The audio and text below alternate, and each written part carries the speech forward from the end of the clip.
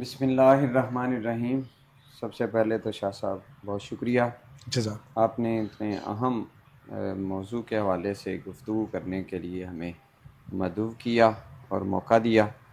اللہ تعالی ہم سب کی اس حاضری کو قبول فرمائے۔ آمین۔ جہاں تک اس بات کا تعلق ہے کہ یہ جو واقعہ ہے 10 محرم الحرام کا جو 61 ہجری میں ہوا، تو یہ اس سال 1448 ہجری کے اندر 10 محرم جو ہے یہ جمعۃ المبارک کو ہی ہوا اتفاق سے۔ تو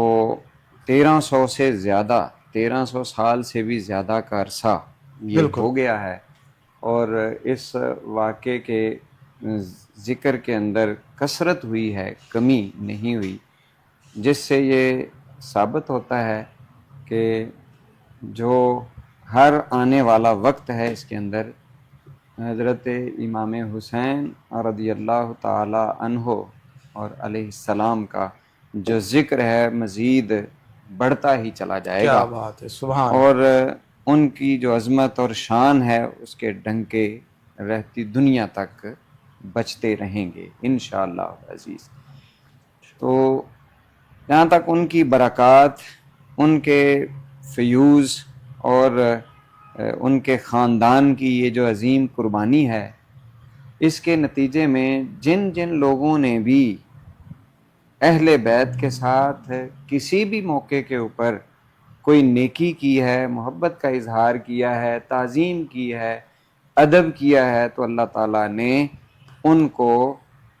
اس دنیا کے اندر ہی نواز دیا ہے۔ اور جن جن لوگوں نے اہل بیت کے ساتھ اور بالخصوص ان شہدائے کربلا کے ساتھ اور سیدنا امام حسین علیہ السلام کے ساتھ جو بے توقیری کا عمل اختیار کیا، رویہ اختیار کیا، تو وہ اس دنیا کے اندر بھی بدبخت ٹھہرے اور آخرت کا انجام بھی ان کا ہمیں اچھا محسوس نہیں ہوتا۔ بالکل جب حضرت امام حسین رضی اللہ تعالی عنہ کے خاندان کو اس انداز کے ساتھ لے جایا جا رہا تھا، تو جہاں مفتی صاحب نے یہ بڑا اہم واقعہ بیان کیا ہے، اس کے علاوہ بھی بہت سے ایسے واقعات ہیں کہ جس سے پتہ چلتا ہے کہ جہاں جہاں سے یہ گزرتے رہے، یہ نفوس قدسیہ کا قافلہ گزرا ہے، وہاں وہاں جو صحیح دیکھنے والی آنکھ رکھتے تھے انہوں نے دیکھا، پہچانا، اور غیر مسلموں نے بھی ہدایت حاصل کر لی، لیکن یہ لوگ جو تھے جو لے کے جا رہے تھے یہ اس سے محروم رہے۔ جیسے یہ راہب کا واقعہ بیان ہو رہا ہے، ایسے ہی ایک اور واقعہ بھی اس کے اندر ملتا ہے کہ جو سر انور کی نوار و تجلیات کو دیکھ کر اپنا جو ہے وہ ایک تو یحییٰ شہید کے نام سے جو ہے وہ ایک شخصیت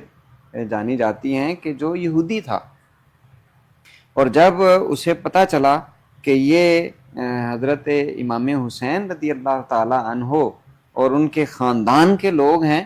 تو اس نے ان کی تعظیم بھی کی اور ساتھ ان کے انوار و تجلیات کو دیکھ کر اس نے کلمہ بھی پڑھا، اور پھر صرف یہی نہیں بلکہ جب انہوں نے ان کو برا بھلا کہا تو انہوں نے اس کے ساتھ جو ہے وہ لڑائی کی، اور اس کے نتیجے میں اسے بھی شہید کر دیا۔ تو وہ یحییٰ شہید کے نام سے جو ہے وہ معروف ہے تاریخ کے اندر، کہ انہوں نے حضرت امام حسین رضی اللہ تعالی عنہ کے سر انور کو جب دیکھا،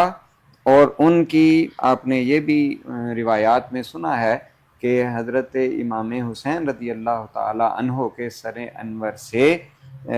ایسی آوازیں جو قرآن پڑھنے کی اور اس کے جواب کے حوالے سے بھی ملتی ہیں کہ جب یہ آیت کوئی شخص تلاوت کر رہا تھا جو سورہ کہف کی ہے، کہ کتنا وہ جو اصحاب کہف کا واقعہ ہے یا اصحاب کہف ہیں، اور جو وہ جنگل میں رقیم ہے، جنگل کا واقعہ ہے، وہ کتنا عجیب و غریب ہے، بے شک جس کا مفہوم یہ تھا۔ تو سر انور سے یہ آواز آتی ہے کہ میرا اور میرے ساتھ جو اہل بیت ہیں حضور نبی پاک صلی اللہ علیہ وسلم کے خانوادے ہیں ان کا، اور پھر اس حالت کے اندر جو قرآن کا پڑھنا ہے اور اس کا جواب دینا ہے کہ یہ جو واقعہ ان کے ساتھ پیش آیا ہے یہ اصحاب کہف کے لوگوں کے ساتھ واقعہ پیش آنے سے بھی زیادہ عجیب و غریب ہے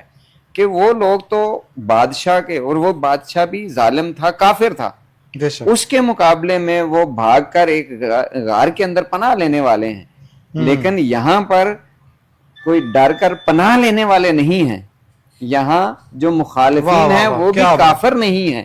وہ مسلمان اپنے آپ کو کہتے ہیں، وہ بھی نمازیں پڑھنے والے ہیں، وہ بھی کلمہ پڑھنے والے ہیں، لیکن وہ حضرت امام حسین رضی اللہ تعالیٰ عنہ جرت اور بہادری کے ساتھ ان کا مقابلہ کرتے ہیں اور پھر اپنی جان آفریں کے سپرد کرتے ہیں، اور پھر جب وہ سر تن سے جدا ہوتا ہے تو پھر اس سے قرآن پڑھنے کی صدائیں جو ہیں وہ بلند ہوتی ہیں۔ تو یہ جو عمل ہے یہ اس واقعے سے کہیں زیادہ عجیب و غریب ہے کہ وہ تو مطلب نیند کی حالت کے اندر تھے نا، اور فرشتے ان کی کروٹیں بدل دیتے تھے، اور پھر وہ زندہ ہی تھے اور زندہ ہو کر کھڑے ہو گئے۔ یہ اتنا عجیب نہیں ہے جتنا یہ عجیب و غریب واقعہ ہے کہ سیدنا امام حسین رضی اللہ تعالیٰ عنہ اور ان کے ساتھ دین متین کے لیے قربانی دینے والے اپنی زندگی کو، ظاہری زندگی کو تو قربان کر گئے، لیکن وہ حقیقتاً اپنے آپ کو امر کر گئے کہ اب بھی ان کا ذکر خیر ہو رہا ہے اور مستقبل کے اندر بھی قیامت تک ان کا ذکر خیر اسی طرح ہوتا رہے گا۔